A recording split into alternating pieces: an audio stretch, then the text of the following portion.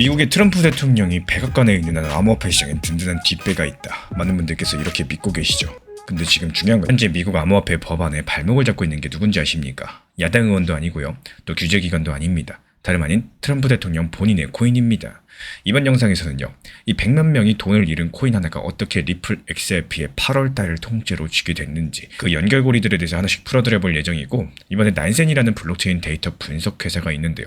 이 회사가 트럼프 대통령의 밈코인, 그러니까 트럼프라는 이름을 붙여서 만든 이 코인의 거래 기록을 전부 다 뜯어봤는데요. 이 밈코인을 산 지갑이 전부 다 148만 개였고 그 중에 98만 9천 개가 지금 손실 중인 상태라는 겁니다. 매수한 사람 3명 중에 2명 걸로 물려있다는 얘기죠. 그럼 이 사람들이 잃은 돈을 다 더하면은 5조 8천억이 넘어가는 엄청난 금액입니다. 근데 진짜 씁쓸한 숫자는 따로 있습니다. 이 코인으로 돈을 번 사람은 약 5천 명밖에 안 됐다는 거예요. 그 5천 명이 가져간 이득이 합쳐가지고 6조 1천억 원이나 됩니다. 극소수의 초기 매수자가 이득을 싹 쓸어갔고요. 나머지 대다수가 그 반대편에 서 있었던 겁니다. 한마디로 투자자들의 대부분은 손실을 봤다라는 거죠. 이 트럼프 대통령 본인은 어땠을까요? 이 코인을 사고 팔릴 때마다 만든 쪽에 수수료가 흘러가는 구조였는데, 그러니까 가격이 상승하든 하락하든 상관이 없어요. 그냥 사고 팔고 거래만 생기면 여기에 따른 수수료 돈이 트럼프한테 꽂히는 겁니다. 지금 대통령 재산 공개 자료를 보면요, 이 수수료로 번 돈만 무려 9,700억, 거의 1조에 가깝습니다. 작년 한 해 암호화폐 사업 전체로는 2조 원을 넘게 벌어갔고요. 한때 11만 5천 원까지도 갔던 코인 가격은 지금 2,600원 안팎, 고점 대비 98% 폭락했죠. 더 답답한 건 미국의 주식시장 감시기관 SEC가 밈코인은 증권이 아니다라면서 자기 관할이 아니다라고 선을 그었다는 점입니다. 이 손해를 봐도 하소연할 규칙 자체가 없었다라는 거죠. 그래서 여기까지 들어보면 그냥 안타까운 사건 하나로 보이실 겁니다. 근데 이 참사가 엉뚱하게도 전혀 다른 곳에 문을 잠가버렸습니다. 정말 이상하지 않으신가요? 백악관 대변인은 뉴욕타임스에 대고 트럼프 대통령이 미국을 세계 암호화폐 수도로 만들었다, 이렇게 자랑까지 했는데, 이번 주에 백악관이 비트코인 준비금, 그러니까 나라가 금고에 쌓아두는 비상자산을 만들어가고 있는 작업의 세부 구조를 다듬고 있다는 발표까지도 나왔고요. 대통령이 이렇게 밀어주는데 정작 암호화폐 업계가 가장 기다려온 법 하나는 상원에서 1년째 멈춰서 있습니다. 대체 왜 그럴까요? 그 답을 찾으려면 미국 상원의 계산기를 한번 두드려 보셔야 되겠죠. 그리고 그 법의 이름이 바로 클래리티법입니다.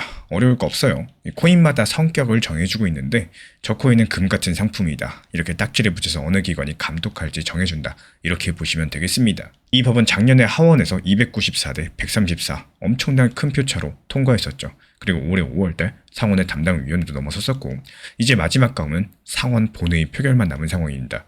근데 여기서 산수 문제가 있죠. 상원 의원은 모두 다 100명인데 이 법을 표결에 붙여가지고 통과시키려면 60명이 필요합니다.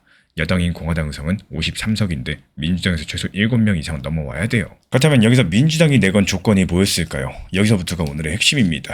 원래 민주당의 요구는 2가지였고요. 한 개는 감독기관에 민주당 목 위원을 앉혀달라는 거, 그리고 또 다른 하나는 윤리조항, 그러니까 대통령과 그 가족이 자기 권한을 자기 코인 장사에 쓰지 못하게 막는 강제장치에 대해서 법에 넣자는 거였습니다.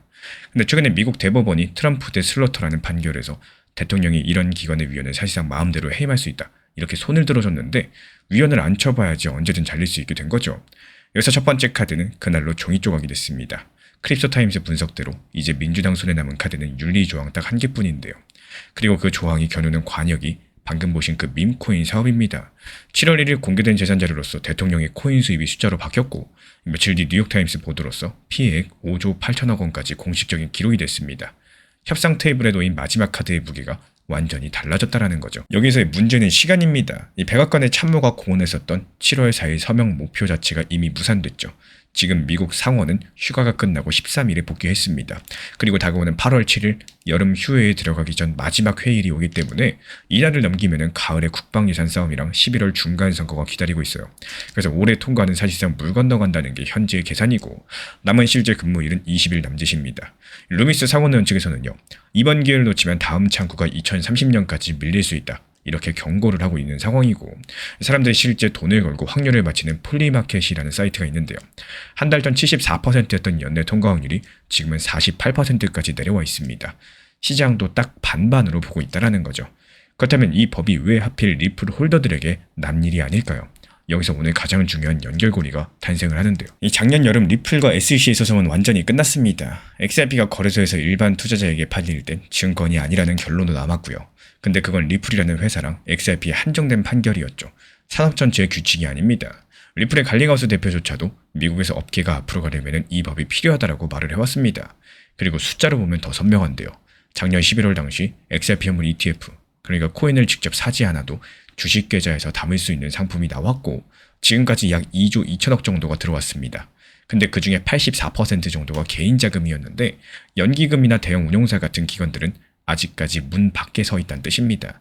이유는 딱 한 가지, 법적인 딱지가 확정되지 않았기 때문인데요. 그래서 여기서 나온 전망들도 전부 다 조건이 붙어 있어요. 스탠다드 차타드 측에서는 이 법이 통과되면 XRP가 1만 2천원까지도 갈 수 있다고 보고 있고요. JP모건은 통과 첫 해에만 무려 6조 6천억에서 최대 12조 9천억 원 이상의 기관 자금들이 ETF로 들어올 수 있다. 이렇게 계산을 남겼습니다. 그럼 이제 그림이 하나로 이어지죠. 대통령의 코인에서 100만 명이 잃은 5조 8천억 원이 상원 협상의 마지막 쟁점이 됐다는 거고, 그리고 그 협상의 결과가 XRP 기관 자금의 문이 열리느냐 마느냐를 정하게 될 겁니다. 이 밈코인 피해자들의 장부가 돌고 돌아서 XRP에 열쇠를 주게 된 거고, 그럼 앞으로 한 달 과연 어떻게 흘러갈까요? 7월 말까지 상원의 은행위원회, 농업위원회 이 두 곳에서 만든 법안을 하나로 합치는 실무 작업을 끝내면서 8월달 첫 주에 표결을 시도하는 흐름들이 예상이 됩니다. 그리고 그 근거는 세 가지예요. 먼저 실무진이 이미 두 법안을 합치는 작업에 들어갔다는 현지 보도가 나와 있고요. 그리고 여당 지도부가 7월달 처리를 밀어붙이고 있는 상황에서 미국 백악관도 11월 중간선거 전에 반드시 성과가 필요합니다. 게다가 걸림돌이었던 법 집행 단체들의 반발이 풀리는 중이죠. 실제로 보안관 단체, 지난 영상에서 말씀드렸죠. 기존 반대에서 이제 중립으로 돌아섰다라고 말씀드렸었고, 흑인 법 집행 간부 단체는 이제 처음으로 지지까지도 선언을 했습니다. 결국에 지금 관건은요, 윤리 조항의 절충이라는 거예요. 민주당 쪽에서는 선출직 공직자랑 배우자의 코인 발행 그리고 홍보를 아예 금지하는 법안까지도 나온 상태이기 때문에 이런 문구가 지금 협상의 주 재료가 될 수가 있겠습니다. 결국에 100만 명이 잃어버린 밈코인 손실이 공식적인 숫자가 되면서 미국 상원 협상의 마지막 쟁점이 됐습니다. XRP의 딱지를 확정해줄 클래리티법의 사실상 마감일은 8월 7일이고요. 시장이 보는 통과 확률은 반반입니다. 그리고 그 문이 열리게 된다면 XRP에는 아직까지 들어오지 않은 기관 자금이라는 마지막 손님이 남아있는 상황이고, 마지막으로 그럼 우리 구독자분들께 한 가지만 여쭤볼게요. 우리 구독자분들은 8월 7일 전에 이 법이 통과될 확률 과연 몇 % 정도로 보시나요? 댓글로 남겨주시면 표결 직전 그 판세를 다시 한번 짚어드리도록 하겠습니다. 지난 폭락장에서 XRP 1830원 그리고 1900원서 이렇게 두 차례 분할 매수 들어갔던 물량들, 이번에 2200원 단기 매도하면서 깔끔하게 나왔죠. 추가적인 매수 매도 타점 속보로서 받아보고 싶으신 분들께서는 현재 보이는 번호로 연락 주시거나 댓글창 링크 통해서 신청 주시면 확인되는 대로 입장 드리겠습니다.